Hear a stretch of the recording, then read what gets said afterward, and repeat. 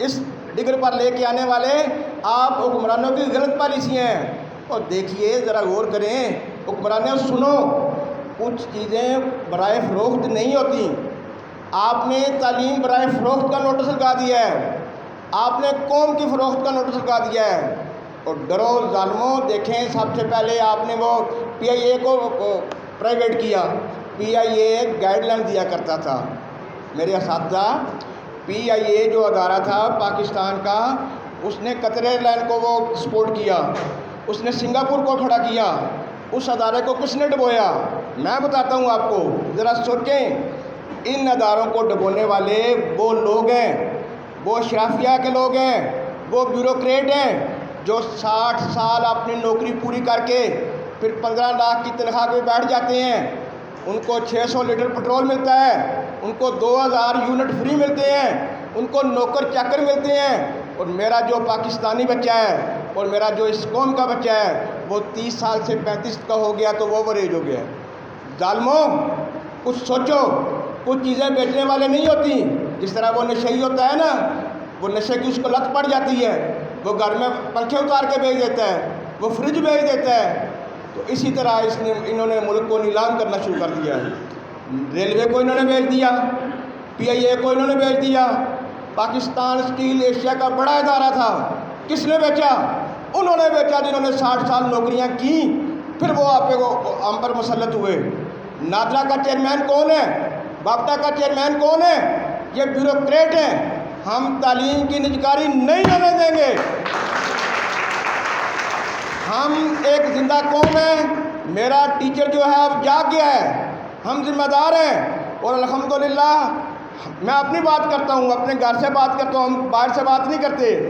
میں سب سے پہلے پنجاب کے تمام اساتذہ کو، آپ کو پتہ ہونا چاہیے، یہ جو وقت کی پکار ہے نا، تاریخ کسی کو معاف نہیں کرے گی۔ ہم یہ سیاہ پٹیاں باندھ کر اس لیے اپنا احتجاج ریکارڈ کرا رہے ہیں، کل بچے گوا رہے ہیں کہ ہمارے اساتذہ نے سیاہ پٹیاں باندھی تھیں، ہماری ٹیچر وہ کالا دوپٹہ اوڑھ کے آیا کرتی تھی، وہ ہمیں بتایا کرتی تھی کہ اس طرح یہ ملک کو بیچنے والے، یہ سودے کرنے والے، یہ ملک کو تعلیم برائے فروخت کا نوٹس لگایا تھا تو ہم نے مزاحمت کی تھی۔ ہم اس مزاحمت کے گواہ ہیں، ہم اس کے گواہ رہیں گے۔ یہ ظلم جب حد سے بڑھتا ہے، یاد رکھیں ہر چیز کی ایک حد ہوتی ہے، جب کوئی ظلم حد سے بڑھتا ہے تو مٹ جاتا ہے۔ وہ وقت دور نہیں ہے، بیگم خالدہ ضیاء وہ بنگلہ دیش والی، اس کو پتہ نہیں تھا وہ اگلے دن انڈیا میں ہوگی۔ صبح کو تخت نشین، شام کو مجرم ٹھہرے۔ ہم نے پل بھر میں نصیبوں کو بدلتے دیکھا۔ برے وقت سے ڈرو ظالموں، وہ وقت دور نہیں ہے۔ میرا ٹیچر جاگ گیا ہے، ہر ایک نے اپنے اینڈ کی ذمہ داری پوری کرنی ہے۔ دیکھیے بچہ اسکول آتا ہے صبح، اس کی والدہ کی ذمہ داری ہے کہ وہ اس کو کھانا بنا کے دے، اس کے والد کی ذمہ داری ہے وہ اس کو 20 روپے 30 روپے دے، تو بریک کے وقت وہ اپنا وہ لنچ کر لے۔ اسکول میں آتا ہے تو ٹیچر کی ذمہ داری ہے کہ وہ ذمہ داری کے ساتھ اس کو کھڑے ہو کے پڑھائے، اس کی کونسلنگ کرے، اس کی وہ تربیت کرے۔ اگر ٹیچر بھی پڑھا رہا ہے، والدہ بھی کپڑے استری کر کے یونیفارم پراپر کر کے تیار کرتی ہے، بچہ کام نہیں کرتا تو بچے کی ذمہ داری ہے۔ اگر ٹیچر نہیں پڑھاتا، ٹیچر کی ذمہ داری ہے۔ تو اسٹیٹ جو ہوتی ہے، ریاست جو ہوتی ہے، وہ ماں ہوتی ہے، اس کی بھی ذمہ داری ہے۔ ریاست اپنی آئینی ذمہ داری پوری نہیں کر رہی۔ ہم کوئی ڈنڈا پکڑ کے، بندوق پکڑ کے یہاں پہ نہیں کھڑے۔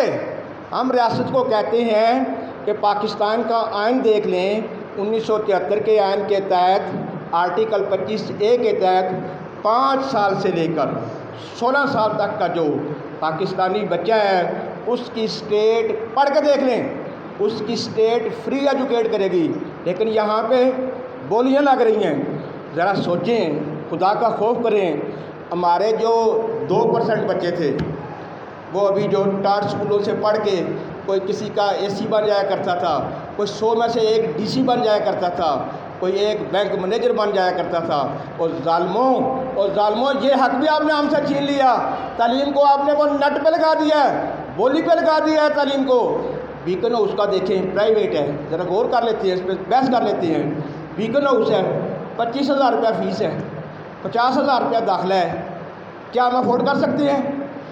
یہ جو اپنے آپ کو محب وطن کہتے ہیں، یاد رکھو یہ جو اپنے آپ کو محب وطن کہتے ہیں، وقت آ گیا ہے جنہوں نے یہ کرون سجا رکھی ہے کہ وطن کے ساتھ غداری کر رہے ہیں، یہ وطن میں منافرت پھیلا رہے ہیں، یہ ہمارے حقوق کو پامالی کر رہے ہیں۔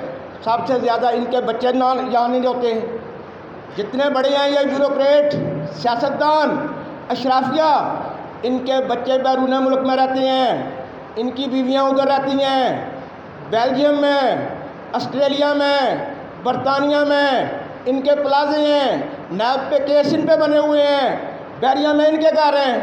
اور میرا ٹیچر تو ایک یہاں پہ بیٹھا ہوا ہے، وہ تو بات کرتا ہے میرا 17A ہے، میں اگر فوت ہو جاؤں تو میری بچی اور میرا بچہ وہ کوئی چوکیدار بن جائے، ہم تو اس پر خوش ہونے والے لوگ ہیں۔